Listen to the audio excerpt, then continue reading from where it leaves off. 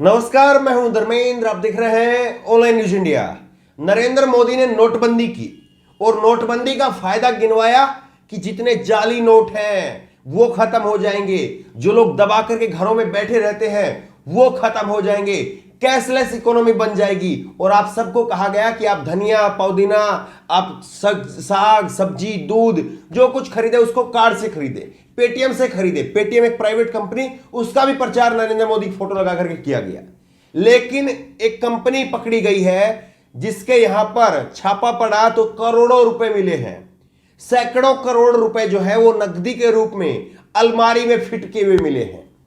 देखिए कैसे नरेंद्र मोदी की सरकार ने गरीबों के घर से, गरीब छोटे छोटे बच्चों के घर से, गरीब जो महिलाएं थी उनके घर से जो पैसे वो बचा करके रख रही थी, अपने परिवार से किसी तरह से बचत कर रही थी, वो सारा पैसा निकलवा लिया। लेकिन अभी भी जो अमीर लोग हैं वो जस के तस बने हुए हैं। ये खबर आपको दिखाएंगे, सैकड़ों करोड़ रुपए इकट्ठा मिला है, नकदी के रूप में मिला है। लेकिन उससे पहले आपको दिखाते हैं मोदी जी की परम भक्त श्वेता सिंह को आपको दिखाते हैं। श्वेता सिंह ने जब नोटबंदी की थी उस वक्त में किस तरह से मोदी सरकार के उस फैसले का बचाव करते हुए कहा था कि जहां पर बड़ी संख्या में नोट इकट्ठा होंगे तो एक सैटेलाइट के जरिए सिग्नल जाएगा और सिग्नल से पता चल जाएगा, ये वो कह रही थी। एक तरफ आप श्वेता सिंह को देखिए और दूसरी तरफ जो है उस कंपनी की खबर लगी हुई है जिस कंपनी में करोड़ों रुपए नहीं मिले हैं। और उसके बाद में नरेंद्र मोदी को भी सुनिए कैसे झूठ बोल करके देश को चूना लगाने का काम किया है। सुनिए। उसमें नैनो टेक्नोलॉजी, जीपीएस का इस्तेमाल है। अगर एक जगह पर बहुत सारे नोट एक साथ पड़े रहेंगे तो न सिर्फ जो जो जो क्या उसको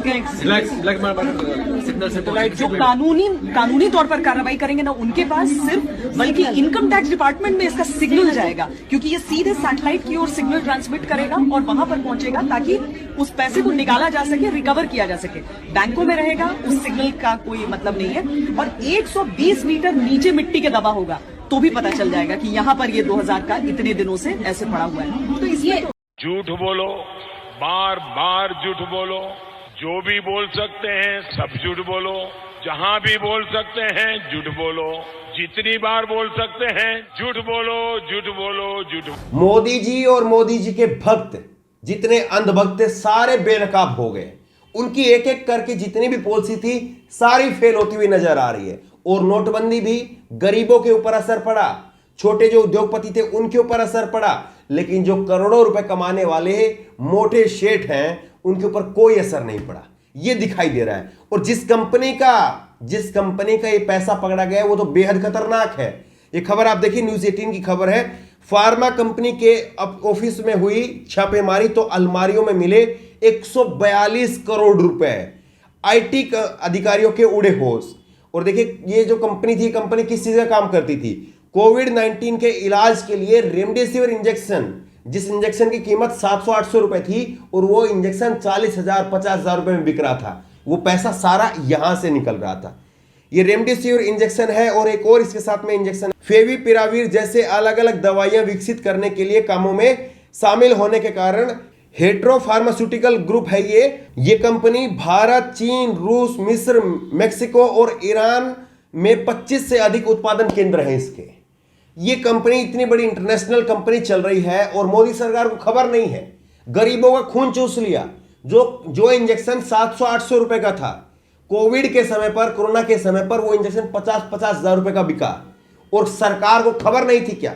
ऐसा हो सकता है क्या? बिल्कुल नहीं हो सकता। बराबर कमीशन ऊपर तक पहुंच रहा था और सब जो है वो हो रहा था। लेकिन ये केवल 142 करोड़ रुपए नहीं है, इससे ऊपर तक का मामला है। आगे खबर आप देखिए, central board of directorate taxes CBT ने यह कहा है कि 6 अक्टूबर को राज्य के 50 स्थानों पर छापेमारी की गई। इस दौरान अब तक लगभग 505 करोड़ रुपए की बेहिसाब आय का संपत्ति का पता चला है, जबकि 142 करोड़ रुपए की नगद राशि जो है जब्त की गई है। तो यहां पर जो है इसके कंपनी की छापेमारी जब की गई तो 505 करोड़ रुपए की बेहिसाब संपत्ति का पता चला है और 142 करोड़ रुपए नगद में मिला है। सोच करके देखिए कितनी बड़ी धनराशि जो है वो नगद में चल रही थी और सरकार को खबर नहीं थी। और इसीलिए हमने कहा था कि कोरोना में जितने भी लोग मर रहे हैं उसमें सरकार की जवाबदेही जो है सबसे ज्यादा है, क्योंकि सरकार का काम होता है इन पर, ये कालाबाजारी जो करने वाले लोग थे, जो धांधलेबाजी करने वाले लोग थे, उनके ऊपर शिकंजा कसना सरकार का काम होता है। अब सोच करके देखिए, जो 142 करोड़ रुपए इन्होंने कमाए हैं, ये इसमें कितने लोगों की जान वो 142 करोड़ रुपए में चली गई होगी, कितने लोगों को इंजेक्शन नहीं मिला होगा। 700-800 रुपए का इंजेक्शन था और वो इंजेक्शन 40,000 50,000 रुपए तक में बिका है। जिसके पास में 20,000 थे, जिसके पास में 30,000 रुपए थे, या जिसको 4 इंजेक्शन लगे, 6 इंजेक्शन लगे, वो कैसे पैसे दिए होंगे उन लोगों ने। और मोदी सरकार कुछ नहीं कर पाई, और इसीलिए ये धन्ना सेठ जो है वो इतने बड़े हो गए। हैदराबाद में इनकम टैक्स का छापा मारा गया है, और छापे में जब इनकम टैक्स के अधिकारियों को ये धनराशि मिली तो उनके होश उड़ गए। ये इस खबर में लिखा है। आगे लिखा है कि 142 करोड़ रुपए का कैश मिला है, और ये आप अंदाजा लगा सकते हैं कि कैसे जो है वहां का नजारा होगा। ये सारी बातें इन्होंने लिखी है। लेकिन आप देखिए, कुछ एक लोगों की इस पर प्रतिक्रिया आई है कि कैसे जो है सब कुछ हो रहा था। स्वाति मिश्रा है, स्वाति मिश्रा पत्रकार है, उन्होंने लिखा है, इस अलमारी में उतने ही नोट मिले हैं जितने नोटबंदी के फायदे गिनाए गए थे। नोटबंदी में यही बातें कही गई थी कि यहां पर कैशलेस इकोनॉमी हो जाएगी, जो लोग पैसे इकट्ठा करके बैठे रहते हैं उनका खात्मा कर देंगे। लेकिन उन धन्ना सेठों को कोई फर्क नहीं पड़ा, जो बड़े बड़े उद्योगपति हैं उनको कोई फर्क नहीं पड़ा। इसके साथ में अशोक कुमार पांडे ने एक ट्वीट किया है, नोटबंदी ने काले धन की कमर तोड़ दी, टूटी हुई कमर का एक्सरे यहां है, यह एक्सरे देखिए अलमारी में दिख रहा है। और सबसे बड़ी बात यह है कि खबर यह, आप एक स्क्रीनशॉट और देखिए, आप एक तरफ ब्रेकिंग न्यूज है कि जम्मू कश्मीर में, ये खबर हम आपको पहले बता चुके हैं, जम्मू कश्मीर के पुंछ में सेना के 5 जवान शहीद हो गए हैं।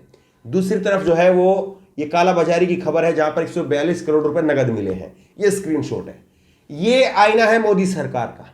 मोदी सरकार को अपना चेहरा इस खबर में देखना चाहिए। इस एक स्क्रीनशॉट में मोदी सरकार की पूरी फेलियर सामने आ जाती है। किस तरह से आपने नोटबंदी के नाम पर गरीबों का 100 के करीब जो लोगों की जो जान चली गई थी, और करोड़ों रुपए का, करोड़ों अरबों रुपए का नुकसान देश को हुआ। प्लस में जितने भी उद्योग धंधे चल रहे थे उस वक्त में नोटबंदी की वजह से वो तबाह हो गए, करोड़ों लोगों की नौकरियां चली गई। आज ये कोरोना का नाम लेते कि कोरोना की वजह से नौकरियां नहीं है, लेकिन सच्चाई ये है कि नौकरियां तो तभी तबाह हो गई थी। दरअसल मोदी सरकार पूरी तरह से फेल है, ये दिखाई दे रहा है।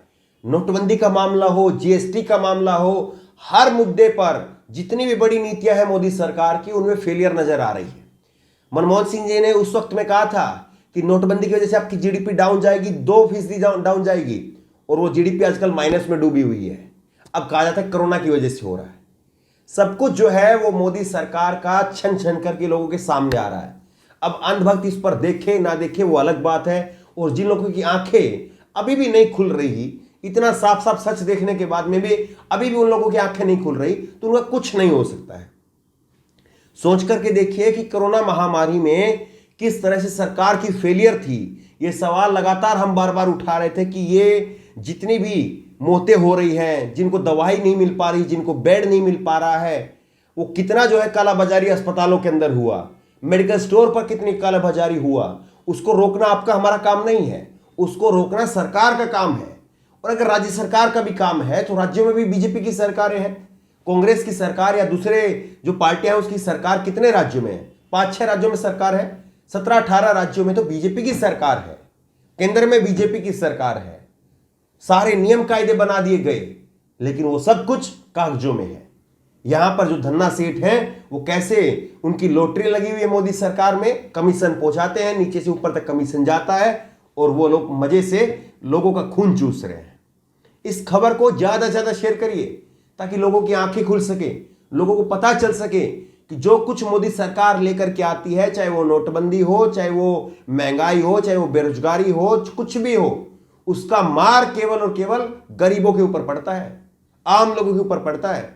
अमीरों पर उसका कोई फर्क नहीं होता है, और अमीरों का धंधा फिर भी चल रहा था, अब भी चल रहा है और आगे भी चलता रहेगा, क्योंकि वो लोग सरकार के साथ में मिले हुए, सरकार उनके साथ में मिली हुई है। वरना आप बताइए कि इतने बड़े लेवल पर ये कांड हो रहा था, इतने बड़े लेवल पर पैसे मिलना, ये कोई एक दिन में इतना पैसा इकट्ठा नहीं हुआ, ये सालों का इकट्ठा हुआ पैसा है, महीनों का इकट्ठा पैसा है, हफ्तों दर से जो है ये पैसा इकट्ठा हुआ है, तब जाकर के पैसा मिलता है। ऐसा नहीं है कि एक दिन में एक रात में सब कुछ हो गया। इस खबर को ज्यादा से ज्यादा शेयर करिए और इस खबर को लेकर, इस वीडियो को लेकर आपकी जो भी राय हो नीचे कमेंट बॉक्स में अपनी राय जरूर दीजिए। और इसी तरह की तमाम खबरों के लिए ऑनलाइन न्यूज इंडिया सब्सक्राइब करिए, साथ में जो बेल आइकन है घंटी उसको जरूर दबाइए ताकि जैसे कि वीडियो अपलोड करें उसकी नोटिफिकेशन आपको तुरंत मिल सके। धन्यवाद। चैनल को सब्सक्राइब करें और घंटी जरूर दबाएं।